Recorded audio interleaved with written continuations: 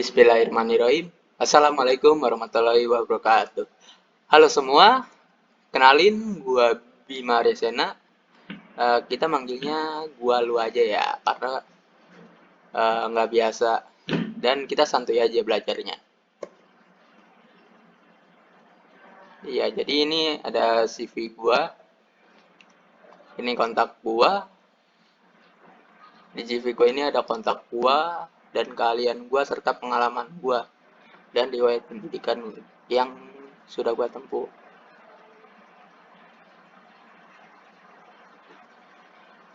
Kita akan membahas sosiologi materi baru, yaitu menjadi peneliti yang handal. The elements that you need for a successful research.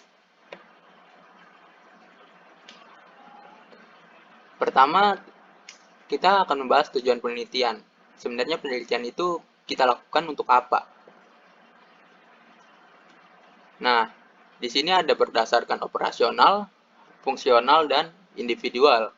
Kalau berdasarkan operasional ini, tujuan penelitian ini dapat mengidentifikasi suatu masalah yang terjadi sehingga diketahui penyebab dan solusi dari masalah tersebut. Misalkan di suatu daerah kita terdapat banjir. Nah, di situ kita akan mengidentifikasi apa penyebab dan solusi apa dari masalah banjir tersebut. Untuk berdasarkan fungsional ini, penelitian ini digunakan sebagai pedoman kita dalam kebijakan atau memutuskan keputusan untuk meminimalisir masalah yang akan terjadi di kemudian hari atau mencegah masalah baru terjadi. Nah, sedangkan untuk individual ini, untuk menambah ilmu pengetahuan, pengalaman, dan pemahaman kita sendiri. Intinya, di sini ada 3, operasional itu untuk umum, fungsional itu untuk kebijakan atau mencegah masalah baru, dan individual ini untuk kita sendiri. Kemudian ini yang paling penting untuk meneliti, yaitu etika peneliti. Yang pertama, peneliti ini berusaha menghindari masalah dalam penelitian, biar tidak membuat masalah yang tambah ribet dalam meneliti. Kan penelitian kan agak-agak ribet gitu. Yang kedua, dilarang plagiarisme atau menyalin. Nah, di sini kenapa dilarang? Karena percuma dong kalian meneliti, tapi ternyata kita menyalin dari orang, kayak tidak ada hikmah atau ilmu baru. Yang ketiga, tidak boleh merugikan subjek penelitian dan memastikan kerahasiaan dan privasi penelitian. Nah, misalkan mana ada sih subjek penelitian yang mau dirugikan oleh penelitian kita, apalagi sampai rahasia privasi penelitian atau subjek penelitian kita itu bocor.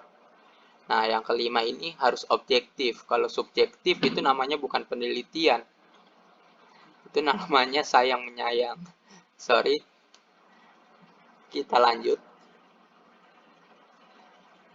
Tahapan penelitian. Di sini kita tahapan persiapan. Kita hanya membahas tahapan persiapan untuk tahapan penelitian. Tahapan-tahapan berikutnya akan dibahas di pertemuan selanjutnya. Terus tahapan persiapan ini pertama kita memilih topik, tema, atau topik. Gimana sih caranya? Nah, di sini ada saran dari buku, bukan dari gua, dari buku. Menentukan wilayah topik penelitian. Kedua, mendiskusikan topik dengan pihak lain. Ketiga, mengidentifikasi permasalahan.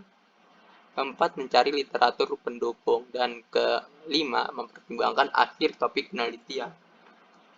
Kalau buat saran gua sendiri, untuk memilih tema atau topik ini,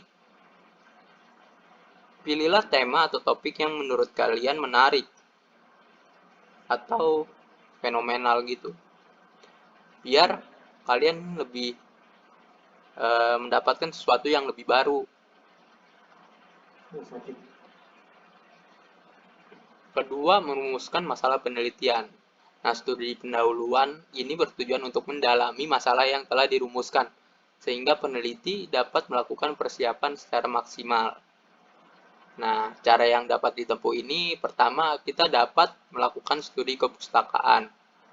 Kedua, mengunjungi lokasi yang dijadikan objek penelitian. Dan yang ketiga, melakukan diskusi dan tanya jawab dengan orang yang dianggap memiliki pengetahuan yang memadai sehubungan dengan masalah yang akan kita angkat. Nah, di sini perbedaan dari melakukan studi kepustakaan sama melakukan menyalin atau plagiarisme itu, kalau menyalin kan kayak 100% atau 90%.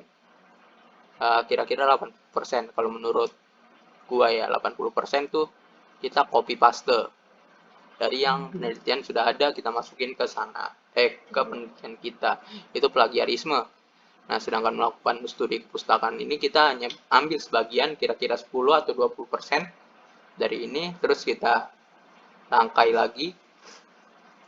Nah, itu adalah studi kepustakaan.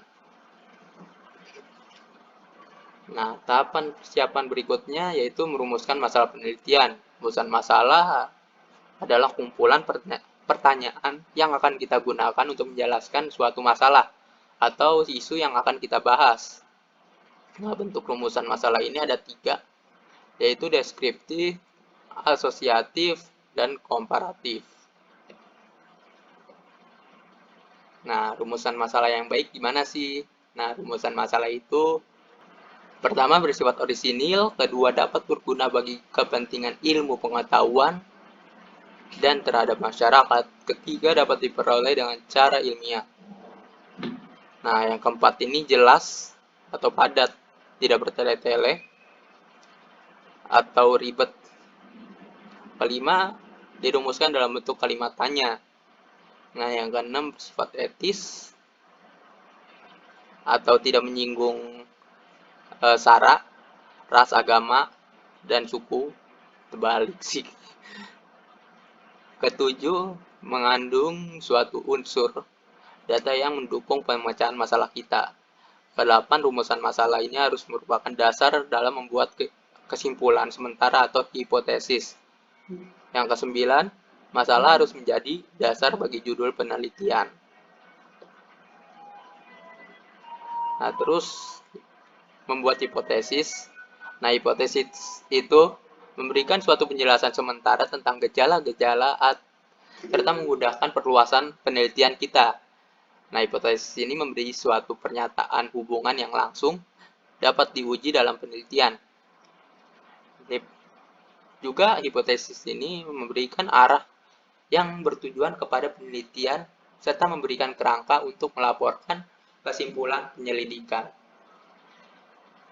Hipotesis disusun dan diuji untuk menunjukkan suatu benar salahnya dari hipotesis yang dibuat. Terus selanjutnya ada menentukan pendekatan penelitian. Pendekatan penelitian ini disesuaikan dengan kebutuhan pencarian jawaban atas pertanyaan penelitian. Perumusan masalah. Jadi ini pendekatan penelitian kita ini disesuaikan dengan apa sih yang kita cari, apakah pendekatan kuantitatif atau kualitatif. Kuantitatif itu jadi lebih ke angka, sedangkan kualitatif lebih ke deskriptif.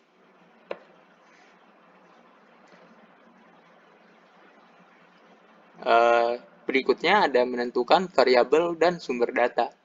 Variabel penelitian didefinisikan sebagai suatu yang dapat mengelompokkan objek pengamatan atau penelitian ke dalam 2 atau lebih kelompok. Nah, sedangkan sumber data dalam penelitian adalah subjek dari mana data itu diperoleh. Sedangkan jenis variabel ini, kalau di buku itu ada banyak, tapi kalau kita rangkum, sebenarnya variabel itu ada 2, yaitu variabel independen dan variabel dependen. Nah, variabel independen ini variabel yang mempengaruhi atau menjadi sebab perubahan atau timbulnya variabel dependen. Sedangkan variabel dependen ini sebaliknya, variabel yang dipengaruhi oleh variabel independen atau yang menjadi akibat karena ada suatu perubahan dari variabel independen ini. Nah, tahap persiapan berikutnya ada membuat instrumen penelitian. Instrumen penelitian adalah alat yang kita gunakan untuk pengumpulan data. Instrumen untuk pengumpulan data.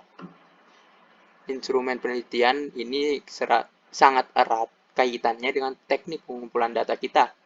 Tidak semua instrumen yang ada cocok digunakan dalam sebuah jenis penelitian. Nah, dalam penyusunan instrumen ini disarankan sebagai berikut. Pertama, analisis variabel penelitian. Kita menganalisis gimana sih variabel penelitian yang sudah kita kelompokkan tersebut, yang sudah kita ketahui. Yang kedua ada menetapkan jenis instrumen. Nah, jenis instrumen ini ada banyak. Ada instrumen tes, kuesioner atau angket, wawancara, dan observasi. Nah, kalau tes ini biasanya kita mengukur uh, subjek penelitian kita. Itu digunakan untuk mengukur subjek penelitian kita. Sedangkan angket atau kuesioner ini sumber data yang berupa pertanyaan yang sudah kita list dan nanti akan kita serahkan aja ke banyak orang. Biasanya ini lebih cepat dan lebih variasi. Tapi biasanya kalau kita mengisi angket ini anonim. Mereka tidak mau suatu privasi kita disebut di dalam angket. Nah, yang ketiga ini wawancara. Wawancara ini ada wawancara terstruktur dan tidak terstruktur. Yang terstruktur ini kita sudah membuat suatu pertanyaan-pertanyaan yang akan kita tanyakan kepada sumber data. Sedangkan tidak terstruktur sebaliknya. Dan yang terakhir ada observasi atau pengamatan ke subjek penelitian. Setelah kita sudah menetapkan jenis instrumen, kita menyusun kisi-kisi instrumen. Kemudian menyusun item instrumen dan menguji cobakan instrumen tersebut. Oke, teman-teman, sekian dari pengajaran saya. Apabila Anda kesulitan dalam bertanya, bisa kontak saya atau bisa kalian cari di Google. Atau kalian juga bisa berdiskusi kepada teman-teman kalian.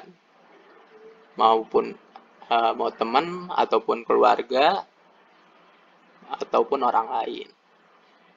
Karena sistem pendidikan itu seharusnya terbuka dan tidak tertutup. Terima kasih sudah menyimak. Mohon maaf apabila ada kesalahan. Wassalamualaikum warahmatullahi wabarakatuh.